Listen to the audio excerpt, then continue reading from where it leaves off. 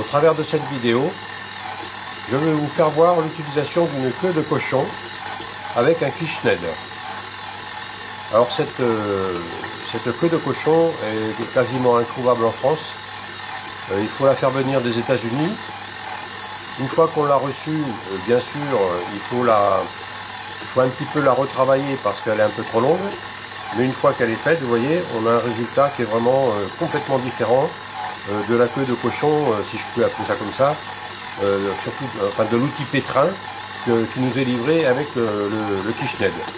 Avec cet outil, je ne sais pas si vous êtes déjà rendu compte, la pâte s'entoure autour et en fait elle ne pétrit rien du tout. Alors qu'avec une queue de cochon, là vous pouvez remarquer que la pâte, à aucun moment, elle n'adhère à l'outil de pétrissage.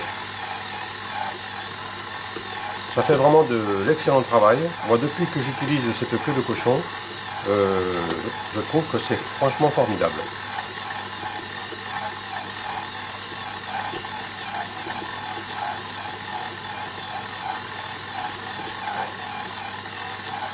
D'ailleurs, juste pour vous signaler que tous les professionnels utilisent une queue de cochon. Parce que c'est l'outil idéal pour faire du pétrissage.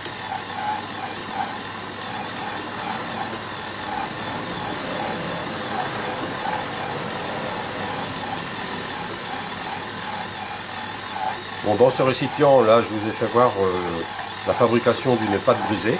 Donc j'avais mes 250 g de farine, mes 125 g de beurre ramolli et j'ai rajouté 60 ml d'eau, tout simplement.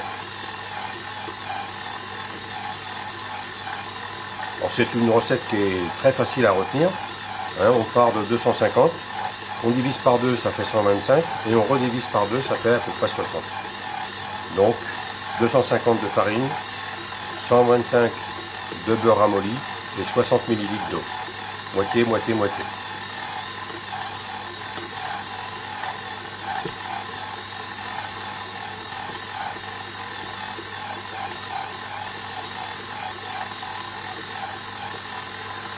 Donc là, ma pâte est pratiquement terminée. Bon, moi j'ai pour l'habitude de la laisser pétrir pendant 8 minutes. C'est le minimum que je pétris. Et je la termine après à la main. Je la mets en boule et je la mets au réfrigérateur, bien sûr dans un film plastique, ce qui est très important pour éviter que la pâte sèche sur le dessus.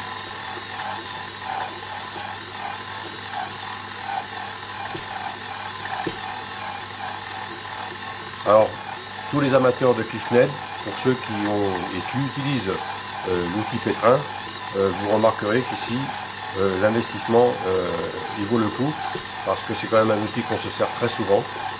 Après, il faut faire la démarche d'acheter sur internet cette queue de cochon. Alors attention, là aussi, en termes de queue de cochon, vous pouvez trouver différents modèles. Bon, ça c'est le modèle qui va sur le Kischneider. Il y a une référence qui est très précise, que je vous mettrai éventuellement en aparté.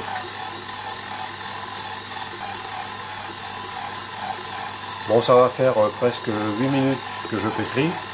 Donc maintenant je pourrai arrêter et je vais la terminer à la main. Voilà, c'était juste cette présentation de la queue de cochon.